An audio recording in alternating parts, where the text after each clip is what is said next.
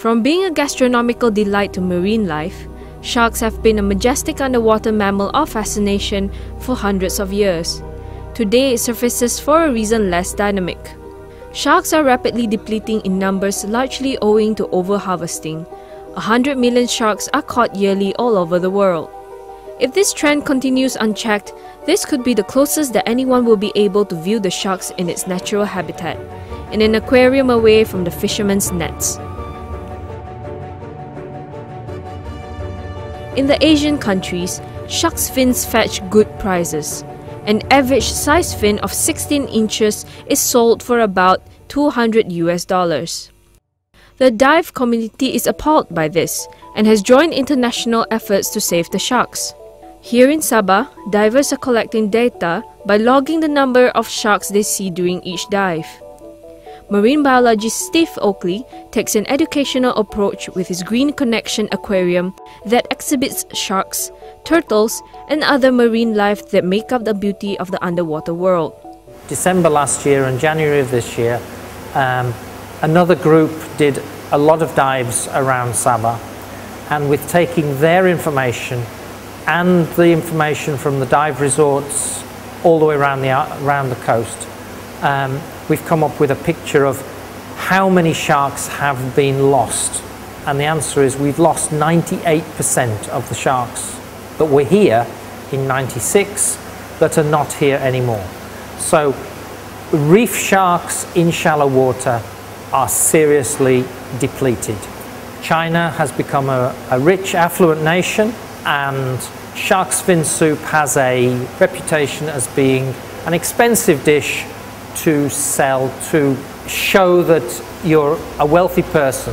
More and more people are buying shark's fin. More and more fishermen are deliberately targeting sharks because of the fins. Malaysia is ranked as one of the top 10 countries that contributes to the depletion of sharks. International Union for Conservation of Nature (IUCN) and Convention of International Trade in Endangered Species (CITES) have determined that sharks need protection. Many countries, including Hawaii in the US, have imposed a ban on sharks. Over the past few years, the campaign picked up with the Say No to Sharks groups from various countries supporting each other over the internet. Their focus is to discourage people from consuming shark's fin soup, the one big contributor for the depletion. And they need to understand the role of sharks in the ecology of the underwater world. Recently, this effort has become more urgent as divers in the Mabul Island, another popular dive site near Sipadan, witness regularly the massacre of sharks as fishermen sliced off their fins in the jetty at the doorstep of their homestays. We followed Kirk, founder of the Facebook group Save the Shark from a Bowl of Soup, on his mission to seek the truth about shark finning in Mabul. He met up with Ruben, a Spanish dive instructor, to hear his experience. Snack time in the afternoon, when we realized that there was one boat coming with only one shark. What we could see in the beginning, it was a really big shark, really nice, and they just parked the boat in front of the resort. All the tourists were here just wondering what's going to happen with the shark. Everyone is speaking about it, but they didn't do anything. In 1 hour, 1 hour and a half, something like that. Then it was dinner time. It was a bit later, and they used the beginning of the night to start working. And then they removed the net they had behind, and they had like 12 or 13 more sharks there. We've seen a big one day, like 17 sharks on the beach were finning, and it was all the beach full of blood. But that afternoon, the fishermen were alerted to the attention they were drawing and postponed the finning till after dark. Kirk saw for himself the massacre. It's about 6:45 p.m. Someone actually called me and saying that someone's actually shark finnings in one of the village, and actually I rushed over to that site with my camera in, and I managed to see about 6 or 7, about 7-footer sharks on land, and about another 4 or 5 in the water. Those already being finned. So I went in and checked it out and took some pictures. The villagers are quite friendly, but the thing is, like, when I turned off my camera, one of the guy who actually speak pretty well English and said, the photos that you're going to take, he requested me not to share with anybody because that they say it could be, some say it's illegal, some say, you know, or not, and they say that it's only for your personal use and not to share with anybody else. The guy actually shows some concern that it could be illegal or someone is actually against shark finnings in Mabu. The fisherman is actually cutting off the sharks on board, and they actually cut off the fin.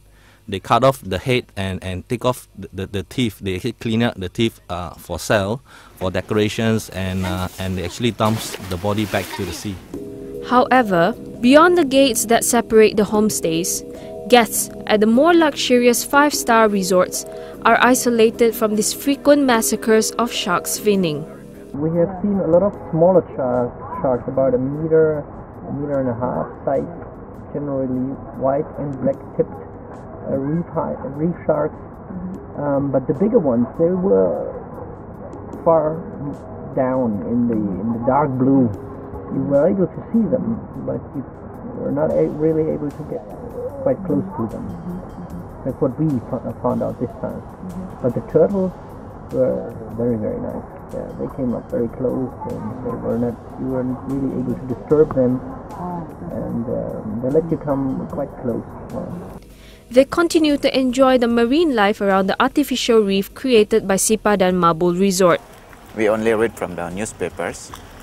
That's why all the operators, we did a meeting for it, and then we just bring to the district level.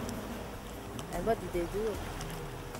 They will enforce it, hopefully. But meanwhile, the activity is still going on. The activity is still going on. I think it's not affected with it.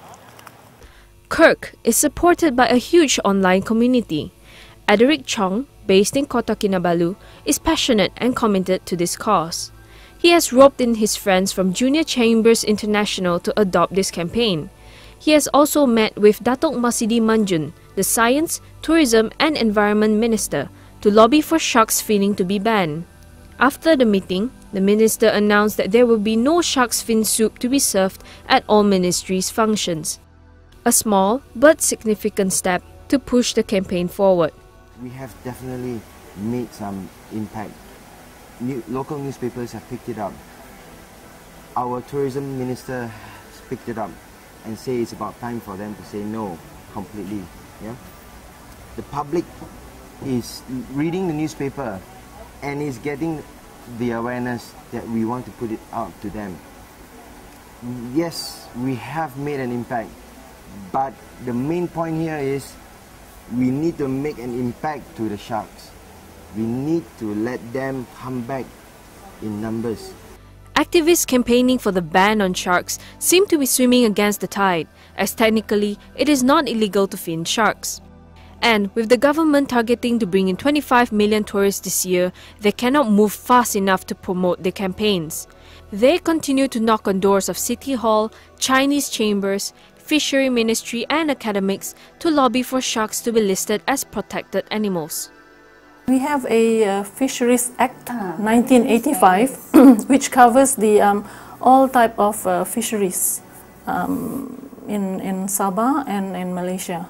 But under that act, there is no specific mention, unlike, for example, marine mammals, or specifically mention marine mammals should not be fished out or caught, but no specific mention on that you cannot catch sharks. So with research, it will help government to come up with a policy that we can suggest to the government with the research. Most of the shark finning are actually carried out opportunistically. I'm saying that because when the sharks are caught together with the other fishes, because there is a ready buyer or ready market for shark fins, so any fisherman would fin off the fins from sharks. It doesn't matter what size they are. But the concern is that yes, we do notice that the Since we started our work about 10 to 15 years ago, the size of the sharks are getting smaller because they caught the big size earlier on. The depletion of sharks is a major concern for University Malaysia Sabah in their research on sustainable tourism. In view of the key trend of tourism industry in Malaysia is on its way up, it becomes important for the UMS to select the niche of our research area in this sustainable tourism. The rise in tourist arrivals comes with, of course, with the complex interplay of social, cultural and also environment dimensions, yeah, and we should take into considerations in this matter. One of it is on shark conservation. Unfortunately, according to Professor Dato Rizwan Abdul Rahman, banning sharks finning has many economical effects on the fishermen. Finning can be reduced if there is something better for them to do, what we call alternative livelihood. And in the state of Sabah, there are attempts to actually introduce alternative livelihood to the fishing community. You have heard of seaweed farming, and of course, it takes quite a while for people to get used to seaweed farming when they are not used to. So introducing seaweed farming to people will also take quite some time. Aquaculture of fish in cages, you know. Sabah is famous for its live fish trade. People come to Sabah to enjoy fresh, live seafood. And if you are going to depend on what you call fish from the wild in the future, they are going to face the same fate as a shark. So the best way is to culture them and then provide means of income to the local fishermen rather than going out to the sea. On a less academic note, Steve Oakley makes his appeal. We would like the sharks to be protected, certainly reef sharks, and the rare, the unusual should be protected in the same way as turtles and tigers and rhinos. The fact that we can go and see sharks in this generation is fantastic. We would like to make sure that my children and their children can also go and dive with sharks and see them into the foreseeable future. It's a very sad thing if we wipe a species off the planet simply to cook a bowl of soup.